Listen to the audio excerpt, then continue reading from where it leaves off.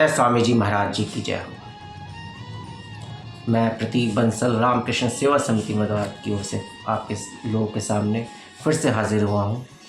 हमारे कर्मयोग का श्लोकास की सीरीज़ को कंटिन्यू करते हुए आज जो हमारा श्लोक रहेगा वो हमारा रहेगा 2.48। ये हमारा श्लोक बहुत ही ज़्यादा इम्पॉर्टेंट श्लोक है, जिसमें कि समत्वम योग उच्यते के कॉन्सेप्ट की बात की गई है। That is the equanimity, balance, समत्व, समान रहना in the both opposites of life. सुख में, दुख में, कर्म में, निष्क्रियता में, हर चीज़ में बैलेंस हम कैसे रहें, जीवन की सभी परिस्थितियों में बैलेंस कैसे रहें, ये हमारा बहुत ही ज़्यादा इम्पोर्टेंट कॉन्सेप्ट है, जो कि हमें इस श्लोका में हमें समझने को मिलेगा। ये आपका श्लोका क्या कहता है, तो आइए देखते हैं क्या कहता है। ये आपका कहता है योगस्थः कुरु कर्माणि, योगस्थः कुरु कर्माणि संगम त्यक्त्वा धनंजय, सिद्ध्या सिद्धयो समो भूत्वा, सिद्धया सिद्धयो समो भूत्वा समत्वम योग उच्यते। मतलब कि जो आपका योग में स्थित है, लोग योगस्थ है, योगस्थ है मतलब कि योग में स्थित है, ये आपके अपने एक्शंस आपके परफॉर्म करते हैं, अपने ये कर्म करते हैं, लेकिन जो अटैचमेंट है उसको डिनाई करते हैं। They are not attached to the fruits of the action, remaining unconcerned as regards success and failure. They are above the concept of success and failure. They do work only for work's sake. ये कर्म को, कार्य की उपयोगिता के अनुसार ही उसके लिए करते हैं। वे यह नहीं देखते कि हमें उसमें सक्सेस मिलेगी या फेलियर मिलेगा, सफलता मिलेगी, असफलता मिलेगी, दुख मिलेगा, सुख मिलेगा, प्रशंसा मिलेगी या लोग आपका विरोध करेंगे, क्या चीज़ आपको प्राप्त होगी। ये सब लोग उससे आपका ऊपर आके चले जाते हैं। तो ये जो इवननेस ऑफ माइंड है, मतलब कि समान स्थिति है मन की, इसे हमने आपका योग कहा है। समत्वम योग उच्यते, यहाँ पे जो योग की डेफिनेशन दी गई है दैट इज दी गई है समत्वम योग उच्यते, मतलब कि इक्विलिब्रियम स्टेट, मतलब कि ना दुख में ज़्यादा दुखी होना, ना सुख में ज़्यादा सुखी होना, इसे हमने कहा गया समत्वम योग उच्यते, मतलब इक्विलिब्रियम की स्टेट आपकी जो है, इस चीज़ को हमने यहाँ डिफाइन किया गया है, उसे समझाया गया है। तो ऐसा ही आपका एक गाना भी बड़ा मशहूर है, मैं ज़िंदगी का साथ निभाता चला गया, हर फिक्र को धुएं में उड़ाता चला गया, अपने दिल को उस मुकाम पे ले गया जहाँ पे न सुख का अनुभव हो न दुख का अनुभव, जहाँ पे न सुख की अनुभूति हो न दुख की अनुभूति। तो हमें हमारी जो अवस्था है, हमारी जो मानसिक अवस्था है, हमारी जो आत्मिक अवस्था है, हमें इस अवस्था तक हमको ले जाना है, समत्वम, इक्विलिब्रियम स्टेट। इवन जो हम कुछ भी पढ़ाई करते हैं, फिज़िक्स है, केमिस्ट्री है, साइंस है, कॉमर्स है, हर जगह बात जो की जाती है वो इक्विलिब्रियम की बात की जाती है। क्या केमिस्ट्री में आप देखिए इक्विलिब्रियम स्टेट, केमिकल रिएक्शन का क्या होना चाहिए, इक्विलिब्रियम स्टेट होना चाहिए, ना एक्सोथर्मिक ना एंडोथर्मिक। एक्सोथर्मिक होगी तो आपकी वो इक्विलिब्रियम स्टेट को अचीव करने के लिए होगी, एंडोथर्मिक हो प्रोसेस होगा तो आपका इक्विलिब्रियम के स्टेट को अचीव करने के लिए होगा। आइडियल गैस, आइडियल कॉन्सेप्ट, सब आपका आइडियलिस्टिक अप्रोच पे आपका डिपेंड करता है। इक्विलिब्रियम स्टेट बायोलॉजी में देखिए आप, ह्यूमन साइंस बॉडी में देखिए, थर्मोस्टेटिक कंडीशन, मतलब कि हमारी बॉडी क्या होती है, जब गर्मियाँ होती हैं तो वह स्वतः ही क्या होनी चाहती है, ठंडा होना चाहती है, टेम्परेचर को रिड्यूस करती है हमारी बॉडी। कैसे करती है, स्वेट के ज़रिए आपको रिड्यूस करती है। और जब ठंड होती है तो हमारा क्या होता है, फैट आपका बर्न आउट होता है। क्यों, हमारी बॉडी की हीट को मेनटेन करने के लिए। बाहर टेम्परेचर कम है, अंदर टेम्परेचर ज़्यादा चाहिए, 37 डिग्री सेंटीग्रेड चाहिए, बाहर टेम्परेचर 8 है, 7 है। तो उस बॉडी के थर्मल हीट है उसको मेंटेन करने के लिए क्या करती है, फैट आपका बर्न आउट होता है, जो हमारा एक्सेस फैट होता है वो बर्न आउट होता है, जिससे कि हमारी जो बॉडी का होम्योस्टेट आपका लेवल है वो है आपका मेंटेन है। वैसे कॉमर्स में होता है, अकाउंट्स में आप देखिए डेबिट क्रेडिट आपके बराबर होते हैं, बैलेंस शीट में सब चीज़ों को बराबर किया जाता है, that is the equilibrium state. वैसी लॉ एंड ऑर्डर की सिचुएशन होती है, लीगल आप देखिए, वर्क फ्रेमवर्क देखिए, उसमें भी है स्थिति, आपका इक्विलिब्रियम स्टेट में रहना। वैसी ह्यूमन लाइफ होती है, ना सुख के पीछे भागना है ना दुख के पीछे भागना है। ये दोनों क्या है, सिर्फ अवस्थाएं हैं जिंदगी। कभी इंसान सुखी होगा, कभी इंसान दुखी होगा। ना सुख की अवस्था हमेशा रहेगी, ना दुख की अवस्था हमेशा रहेगी। ये सब चीज़ें वैरी करती रहेंगी, ज़्यादा changing faces of the life. तो आपको ना सुख में अटकना है, ना आपको दुख में अटकना, ना ही सुख के प्रति ज़्यादा मोह रखना है, ना ही दुख में ज़्यादा दुखी होना है। तो आपको बस चलते जाना है, चलते जाना है। इन चीज़ों से ऊपर उठ के आपको अपना कर्म करते जाना है, कार्य करते चले जाइए। तो आप एक ऐसी अवस्था में पहुंच जाएंगे कि आप समाज के लिए, राष्ट्र के लिए, अपने लिए कुछ ना कुछ बेहतरीन कार्य कर पाएंगे, जो कि कहने योग्य हो। आदि शंकराचार्य को देखिए आपका, he was only 32 years when he take महासमाधि, and he made a mark in the history of the Indian spirituality, and he was responsible for the revival of the Hinduism. He gave new philosophy of Vishishta Advaita, and he was responsible for the revival of the Hinduism at that time. And he was a great man by the head, knowledge. उनके बराबर आज तक कोई भी व्यक्ति ऐसा नहीं हुआ जो कि आपका हेड से इतना स्ट्रांग हो, बौद्धिक से इतना स्ट्रांग हो, दर्शन शास्त्र में इतना स्ट्रांग हो। तो क्या हुआ, तो उनका क्या था, अवेयरनेस लेवल आपका बहुत ही ज़्यादा आपका बड़ा था, कॉन्शियसनेस लेवल आपका भी बड़ा था, कॉन्शियसनेस का ग्रोथ आपकी हो जाती है, इसलिए वह लोग ज़्यादा कार्य कर पाते। तो योगा इज इक्वानिमिटी। योगा क्या है, बैलेंस का नाम है। समत्वम योग उच्यते। तो हमें क्या रखना होता है, आपको बैलेंस रखना होता है।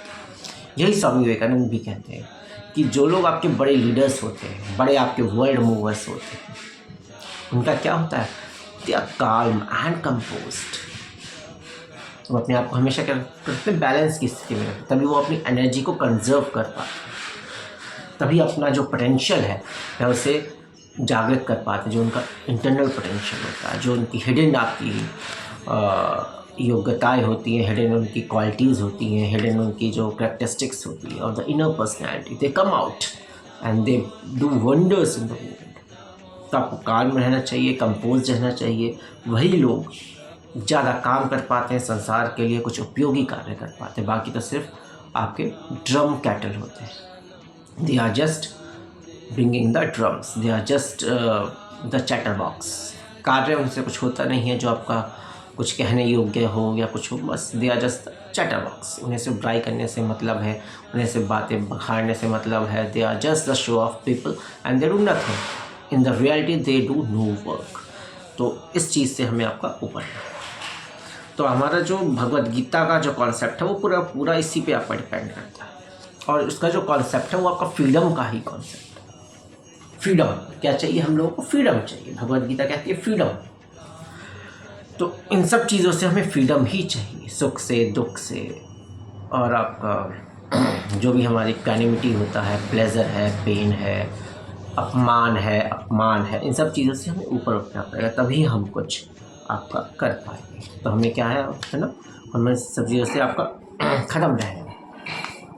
तो हमें अपने आप को बैलेंस करना सीखना चाहिए। आपका ये चीज़ कहती है, श्लोका का जो मतलब है कहने का, बैलेंस की स्थिति हमें अपनी अपनानी चाहिए। हमें बाहर के जो फैक्टर्स हैं हम उनसे ज़्यादा इफेक्ट ना हो। जैसे कि किसी ने मेरी बुराई करी, मेरे बारे में बुरा भला का, तो मैं उससे इफ़ेक्ट ना हूँ। मैं अपना जो बैलेंस है, माइंड मेंटल बैलेंस है, उसे लॉस ना करूँ। मेरा जो हैप्पीनेस का सोर्स है वह दूसरे के पास ना रहे, और ना ही दुख देने का। कोई मेरी तारीफ़ करे तो मैं एकदम से खुश हो जाऊँ, कोई मेरी बुराई करे तो मैं दुखी हो जाऊँ। What is all this?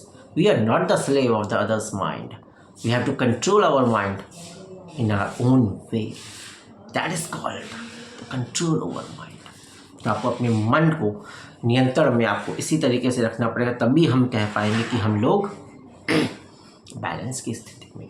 और ये चीज़ केवल सन्यासियों के लिए नहीं होती, ये हमारे गृहस्थ लोगों के लिए भी होती है। जो हमारे वर्ल्डली पीपल हैं, जो आपका संसार में कार्य कर रहे हैं, दुनिया भर के काम काज कर रहे हैं, कोई टीचर है, कोई आपका प्रोफेसर है, कोई कुछ है, कोई दुनिया भर का कुछ है, तो वो लोग भी आपका काम कर रहे हैं, तो उनको इस चीज़ की भी ज़रूरत है।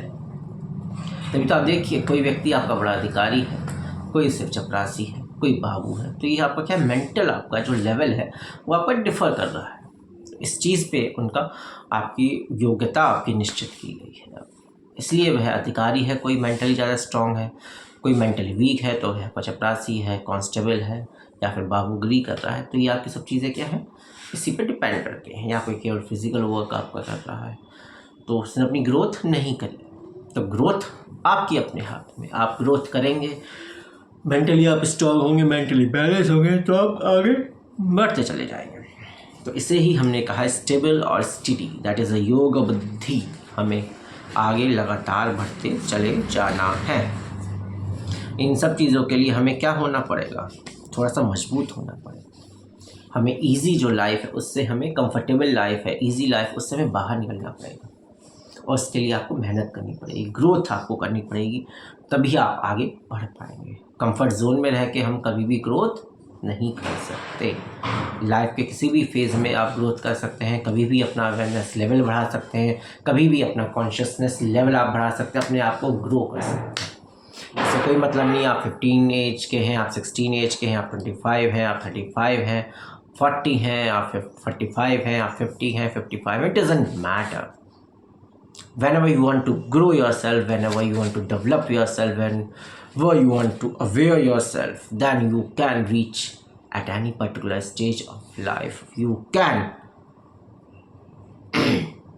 develop yourself, you can make aware yourself, and you can do great work. So that is only the concept of the Samatvam Yoga Uchyate. तो यही आपका कहता है, अपने माइंड को कंट्रोल में रखें, अपने माइंड पे आप शासन करें, उसे रेगुलेट करें, और अपने मालिक स्वयं बनें, ना किसी भी एक्सटर्नल व्यक्ति के ऊपर डिपेंड ना रहें। That is only the concept of freedom. Freedom ये नहीं है कि मैंने दाल रोटी कमा ली, मैं उसके ऊपर मैंने अपना घर बना लिया, मैं आपका फाइनेंशियल इंडिपेंडेंट हो गया, लेकिन कभी भी कोई भी व्यक्ति आता है, भारी व्यक्ति, वह मेरे मेंटल बैलेंस को बिगाड़ के चला जाता है। तो इन सब चीज़ों से हमें आपका उभरना होगा और आगे बढ़ना होगा, तभी हमारा व्यक्तित्व विकास आपका होता चला जाएगा। तभी अध्यात्म का, धर्म का, भगवद गीता का जो कॉन्सेप्ट है उसको हम अपने लाइफ में उतार पाएंगे और आगे बढ़ पाएंगे, कुछ कर पाएंगे, बड़े नेता बन पाएंगे, बड़े दार्शनिक बन पाएंगे, बड़े लेखक बन पाएंगे, बड़े कलाकार बन पाएंगे, बड़े व्यापारी बन पाएंगे।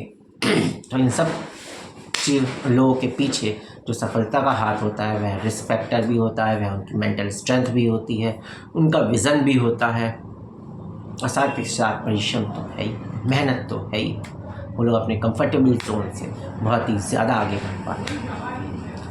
जो लाइफ के आपके हर्डल्स हैं, या लाइफ के आपके जो पेन है, प्लेजर है, शॉक्स हैं, वो उनको ज़्यादा जल्दी एब्जॉर्ब कर पाते हैं और आगे बढ़ पाते हैं, अपने आप को मूव ऑन कर पाते हैं।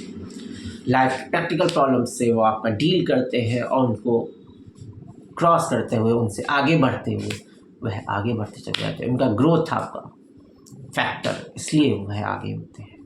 कोई भी तुक्के से, डेस्टिनी से या किस्मत से आगे नहीं बढ़ता। उनके पीछे उनकी मेहनत होती है, बहुत सारी मेहनत होती है जो कि दिखाई नहीं देती लोगों को। लोग सिर्फ यह देखते हैं कि उन्होंने कितनी सफलता अर्जित कर ली, लेकिन जो वास्तविक जो मेहनत होती है, स्ट्रगल होता है किसी भी बड़े व्यक्ति के पीछे जो होता है स्ट्रगल, उसे लोग नज़रअंदाज कर देते हैं और कहते हैं भाई ये तुक्का लग गया। नहीं, तुक्का कहीं नहीं होता।